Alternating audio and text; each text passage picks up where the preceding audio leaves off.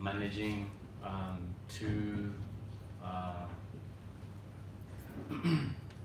managing the pricing section and the survey data collection section. You may proceed with your presentation. Thank you very much, and good morning, ladies and gentlemen. As I've already mentioned, my name is Onkam Tobi, and I'm presenting,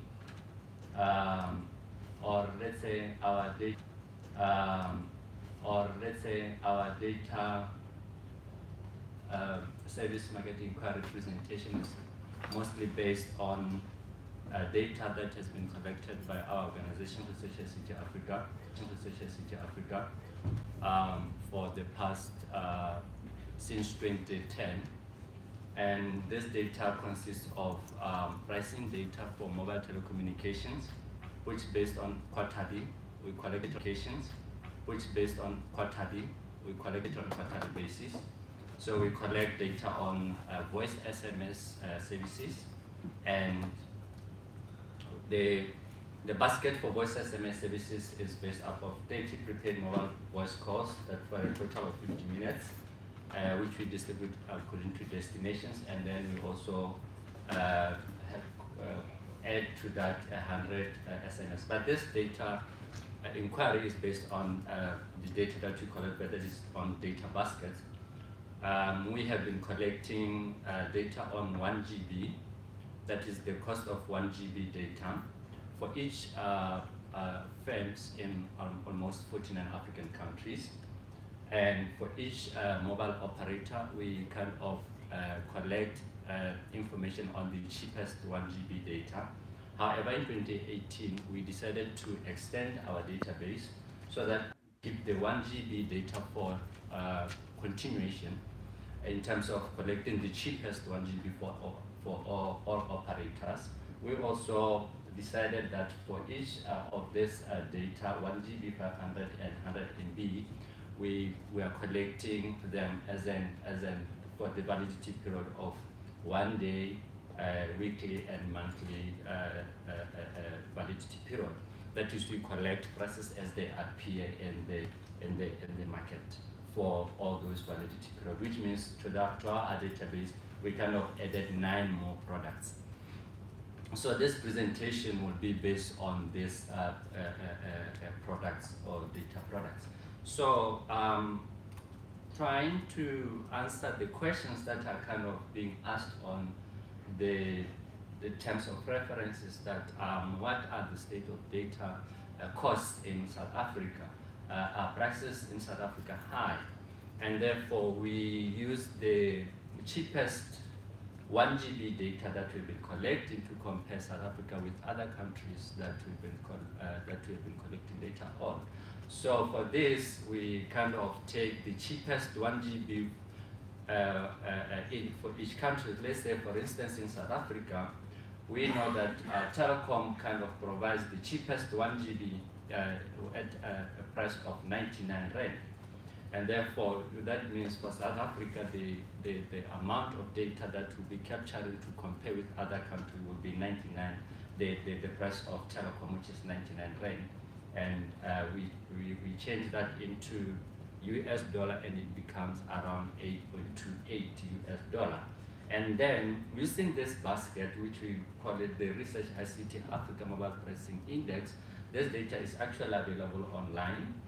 While we have been working on it to cater for this other data are high, but as we move on, we'll show that that might not be the case, where you have to look at issues including the quality, coverage, and other factors. So as I've already mentioned, in our RAMP index, South Africa comes 35 out of 49 African countries, and we find that the cost of 1 GB in South Africa, which is calculated at 8.28 US dollar, is actually 7 times higher than the cost of 1 GB in Egypt, which is at ranked position 1 at $1.13, and nearly 3 times the cost of the same data in Ghana, Kenya, and Nigeria. So That's how South Africa compares with the rest of African countries.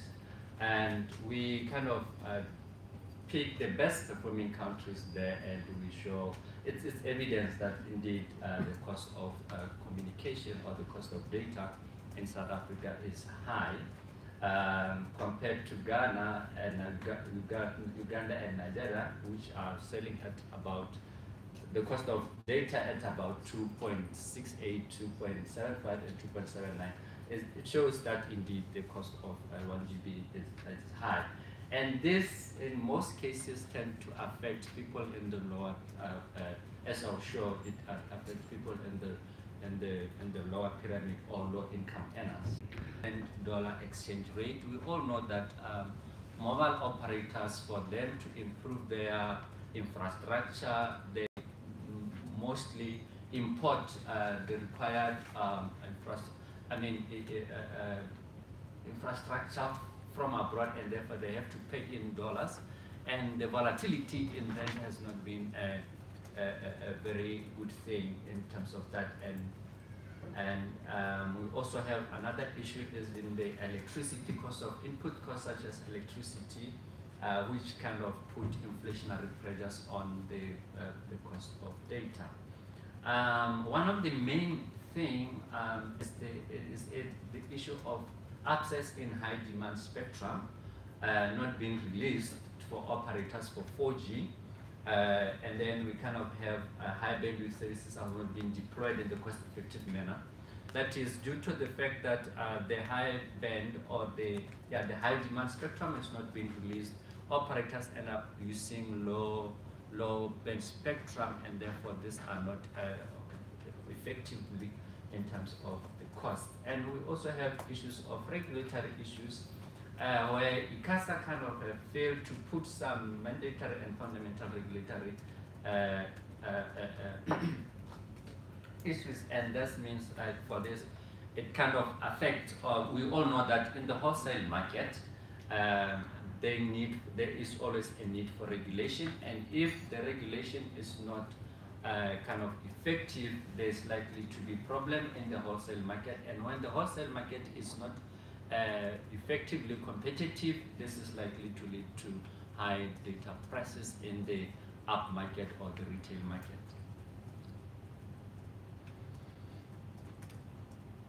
And then we also looked at what has been happening in terms of the wholesale market in South Africa in terms of issues that is the fiber. And we all know that the appointment of Vumatel in, I think, 2014 in Pakistan to actually roll out fiber to home has actually kind of improved competition in the fiber to home market. And this market has also kind of led to competition in the data market, which is the mobile data market. Now today we're seeing mobile operators kind of providing high data products such as 10 GB products, 20 GB data and all that to compete with this kind of the fiber to home market. And however, we kind of see some kind of, even though in this market there have been a number of operators that have entered this market, 35 operators, we see this market still concentrated among 4 main players, which are Vumatel, MTN, Vodacom, and Openset, which tends to own 80% of the market. So in the retail market, we kind of have 4 mobile operators, that is MTN, Telecom, Vodacom, and Cell C. And what is actually happening in the telecom and the retail market is that we find the market to be kind of dominated by 2 players, which is MTN and Vodacom. And there seems to be low pricing competition among players, as shown here. We only see data prices for 1 GB being constant for since 2014. However, we see that even though telecom has reduced its prices to around 99%, there has not been any improvement or any switch in terms of changes in markets, which kind of shows some kind of consumers not actually reacting to prices but to something else, which in the data market is the quality. And we all know that these two operators, which are MTN and Vodacom, which have high market share, kind of have high revenue share also, which means they can also invest in their infrastructure and their quality and coverage, and therefore subscribers kind of find it easier to pay a premium so that they can always be connected and enjoy high quality data. But then, as I've already mentioned, one has to consider the issue of quality while looking at the data market. And Research ICT Africa has kind of data which they collect using an application called Speed Checker, and therefore we kind of created a basket which is quality adjusted kind of basket, and we find that when we look at the quality, actually Vodacom and MTN becomes more cheaper than the other two operators. So these are one of the issues that regulators has to look into while looking into the data market, and see whether how all these things matters in the competition issues. So in terms of quality and coverage, because there's a question that also asks how is South Africa in terms of quality and coverage compared with other countries, we find that actually South Africa is connected to about 6 submarine cables, and as there have been heavy investment over the past years in both backhaul and backbone infrastructure, which actually given South Africa the most extensive coverage in the continent. And this has been supplemented by recent improvement in fiber networks and large metropolitan areas. So, as I've already mentioned, that the dominance of the two operators, that is MTN and Vodacom, in terms of the market share, has actually led to dominance in terms of revenue share, and therefore also allowing these two operators to invest heavily in their network coverage, with MTN actually having about 80%, MTN Vodacom having about 80% coverage in 4G and about more than 90% in 3G. And therefore, what does this mean to smaller operators? This actually means that because of revenue, it is difficult for smaller operators to actually compete with big operators who are likely to reinvest their revenue and improve their infrastructure and offer high quality data services. So using the Speed Checker, we also looked at the quality of the speed, that is the download speed, comparing South Africa with the rest of African countries, and it shows that indeed South Africa has high quality in terms of internet, with a high download speed, and these are mainly due to technical innovations and development that we are currently seeing in the market. Thank you. Thank you very much,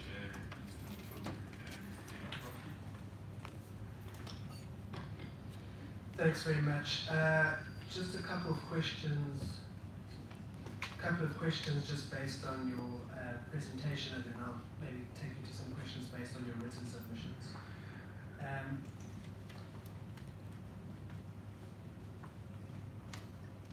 So the first thing is, I think it was on one of your first slides, but you were talking about the ranking of South Africa on the 1 gigabyte versus other countries in Africa. I think it was 30 something out of 40 something African countries. And if I'm correct, that is driven by the number that's fed into that comparison for South Africa is the telecom number of 99 Rand for a gigabyte. Do you have any sense of what that comparison would look like if you didn't look at the cheapest price, but for instance, if you looked at the dominant operators? The reason I ask that is that I understand Research ICT Africa's approach is to look at the cheapest price in each country, but is there not value in looking at the prices for the operators which are dominant for that's possibly where the majority of people are buying data? I suppose that's the first question is there not a role for looking at not the cheapest price but the most dominant price and the most prevalent price? And then the second part of that question is to ask, do you have any sense from your knowledge of the market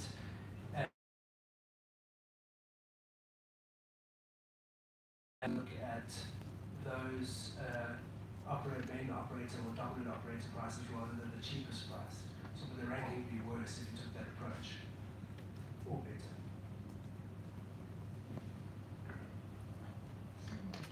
better? Okay. I think we.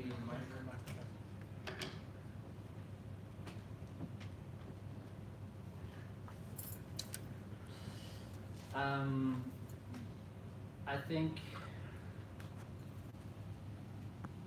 it's something that I can look at because for now I don't have, it's something that I can look at, but from the benchmarking exercise that I talked about, we compared the 1 GB basket and we looked at the dominant operator mobile prepaid 1 GB basket also, where we also find that when we compare South Africa with against Ghana, Kenya, and Nigeria, still South Africa is not doing well in that comparison. For instance, for those three countries, we took an average, and the average cost will be around $4.06, but in South Africa is for the dominant operator is $10.94. So is that 1094 you said the dominant operator? Yes, yes.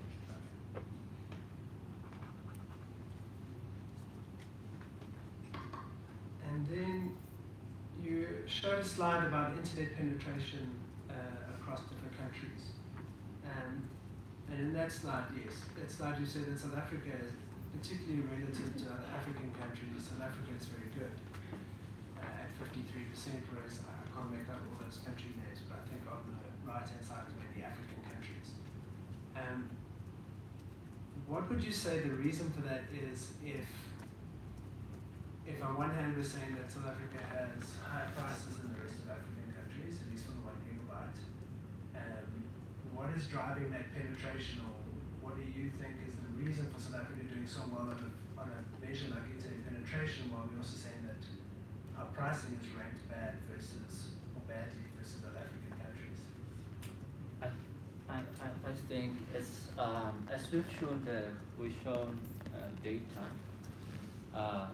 usage, and we have shown a line there which represents GNI per capita, which is more like income. And I think as much as data is expensive in South Africa because of income levels, a lot of people are able to connect. But what is important to note from this is the next slide that shows that who is not connected and who is connected. And I think as the regulator and the policymakers, that's where we should put our focus at, because while this brings us to issue of affordability.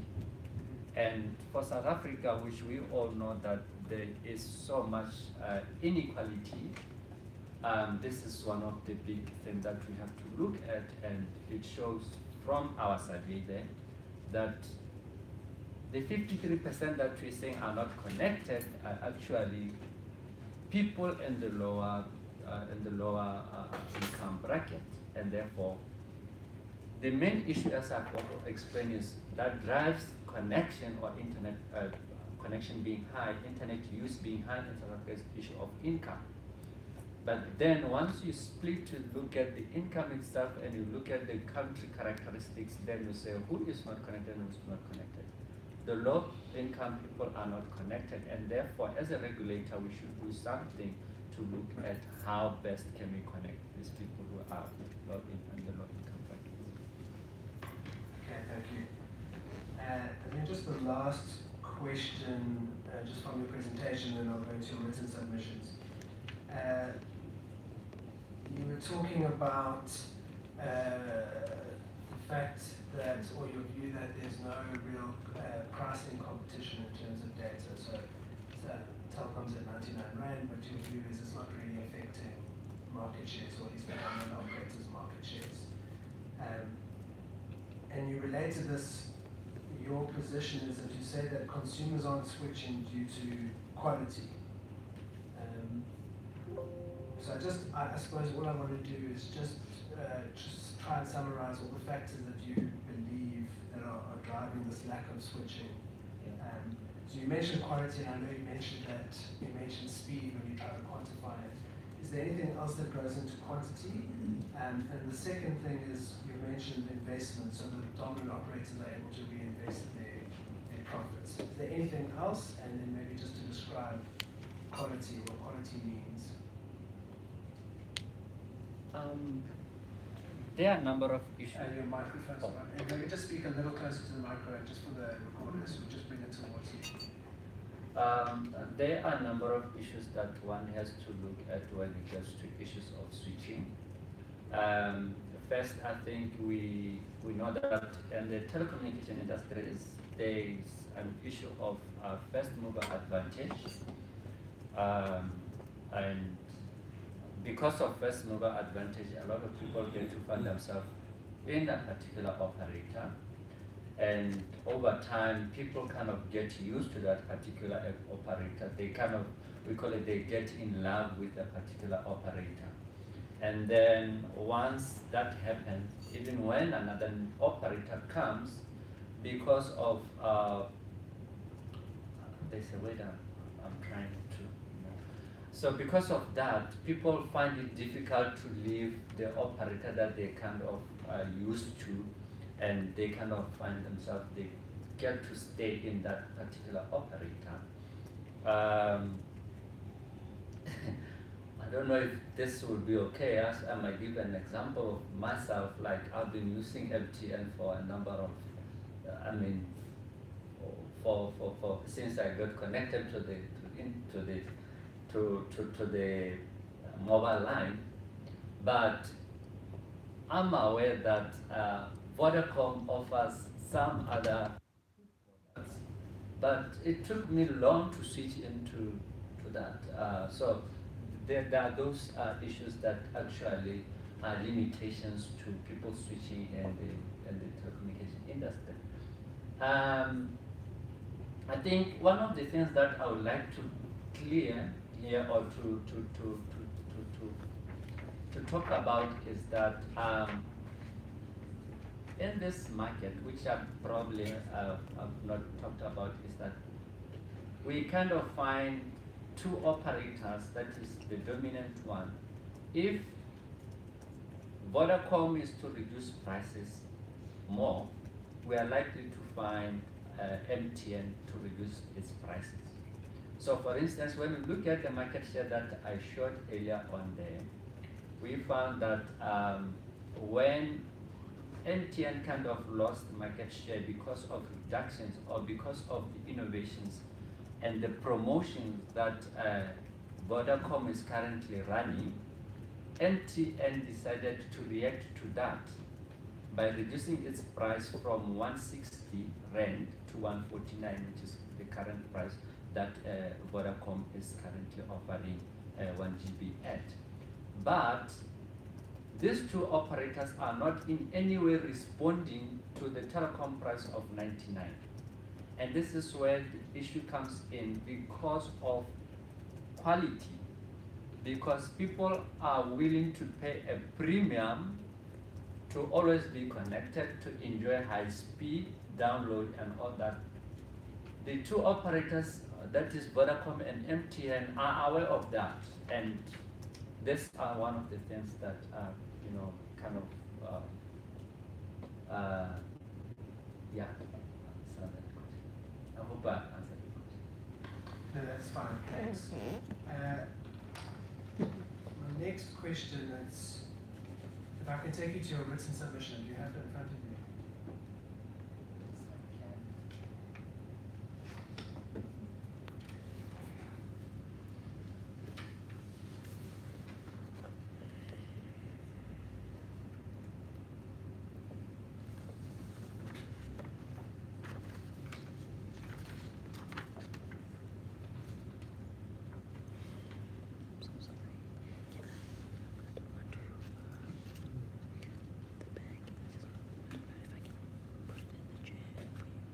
Yes, I have it. Thank you. If you look on your it's paragraph 8 in your section 1, top of the page, you say two things. So to the end of that paragraph, you say wholesale price regulation is critical to creating a fair and competitive environment, but it has to be done in a way that does not remove incentives for investments by operators to build out and upgrade their networks. And then further up in that paragraph, in the second sentence, you say, Vodacom and MTN's dominance in the market enables them to have the liquidity to reinvest their network, extending their network coverage and improving the quality they offer. So my question there for you is, what you're in effect saying in that paragraph, and what I'm reading, is that you're saying that Vodacom and MTN's dominance, or alleged dominance, provides them the liquidity to invest and reinvest. And doesn't this suggest, in a sense, from what you've written, that it's always the lack of competition and that position of dominance that gives those two firms both the ability and the incentive to invest? And hence the question is, if there's more competition, would there then naturally be less incentive for MTN and Vodacom to invest?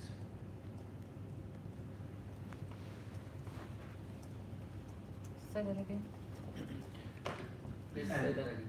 Sure. So effectively from that paragraph, what I'm reading is you're saying that it's due, partly or fully, but due to MTN and Vodacom's alleged dominance, Yeah. it's due to that it gives them the ability, both the ability and the incentive to invest more, to both retain that dominance, and it also gives the ability, because they've got this additional profitability that comes from their market power, that they're able to invest and reinvest. And so, on one hand, you appear to be saying that their dominance drives their investment, right? So you're saying that their dominance drives the investment. So my question is then, won't you naturally, when you introduce more competition or make that market more competitive, won't you naturally decrease the incentive to invest? So the first sentence, as I read, says you've got to introduce wholesale price regulation, but as long as it doesn't decrease the incentive to invest. But when it naturally do that, how won't it decrease the incentive to invest? Yeah, interesting question. I think as regulators, policymakers, and researchers, all what we want is to find a kind of a fair competition and across operators. And once we have fair competition across operators, it means that all operators will kind of be able to, for instance, let's assume all operators kind of, there was no dominance in the market. All operators had equal market shares and all that. What we'll be seeing will be kind of seeing all operators kind of investing and kind of, you know, competing on quality and all this, all other issues. But because of already the small operators who entered into this market at a later stage found these two operators and being dominant in the market, it's difficult for them to kind of compete with them. And yes, if it was possible to get some kind of fair, I don't want to say fair competition because competition space, fair market shares across operators would kind of have all these operators reinvesting into their networks to be able to get market shares, because now the competition will be more onto getting new customers. And it will be easier for customers to move across the operators, because if we assume that they have enough revenue to invest in their network, it will not be difficult for one consumer to leave one operator to the other, now thinking that if I move to that, probably I'll not get connected when I'm in that particular area. Okay, thank you. So what I'm partly hearing from you, and let me know if I'm correct, but in a sense you're saying if there's some measure of fair competition or some measure of the operators being on more of a level footing, then what you've got is a greater incentive across all the operators to invest sort of in total. Because right now maybe that incentive or that ability lies with two of the operators. You're saying if there's more competition as a market, there's a greater incentive to invest sort of in total or in gross. Is that a fair representation of what you said? Yes. Yes. Thanks. And then, so if I can just take you a little further down your written submission, your section 2, where you talk about undersea cables, and then in your paragraph 2.2, in that paragraph you talk about, and you've touched on it a little bit in your presentation, but not as much in your written submissions. You say that the consortium arrangements and open access models of new undersea cable operators change structure and ownership of the international transmission market in time. And then in paragraph 2.3 you say the real cost challenges shifted to national transmission, which now makes up the bulk of costs. So I just wanted to just give you an opportunity to talk to that. So the first question then is just, is it your view now that prices in the national transmission segment are higher than they ought to be, or they're not competitive? Because you're saying national transmission now takes up the bulk of costs, and you're comparing that against the undersea cables. Is it your view that the national transmission is not competitive? And I suppose the following question is, I suppose what's the basis for that view? Okay.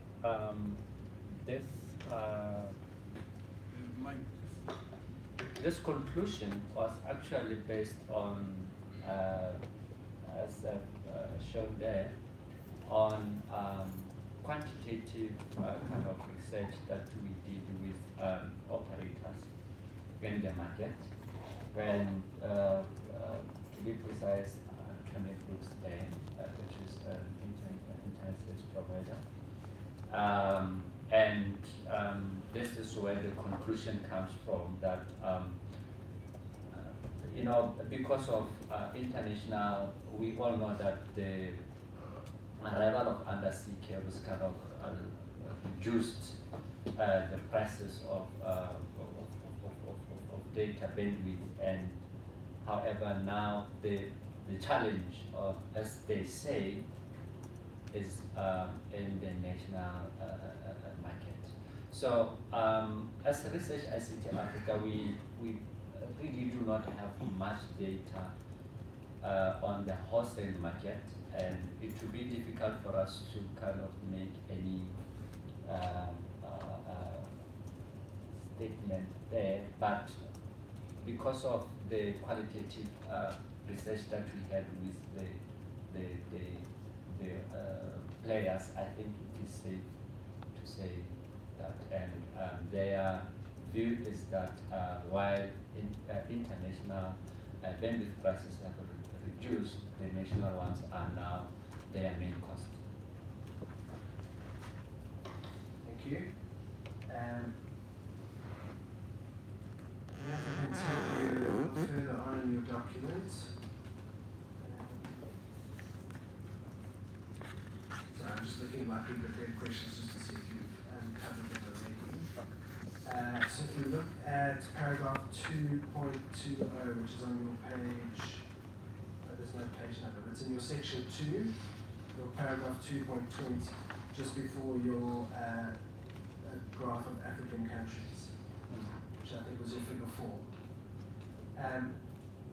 So one of the criticisms we picked up from submissions that have been given to us is that the kind of comparisons that Research ICT Africa does, doesn't account for non-price factors like the quality of services, demographics, or macroeconomic indicators. Your results in figure 4 in your document, which is maybe for the benefit of the audience, is similar to another graph you presented in your presentation. Maybe you can go to that.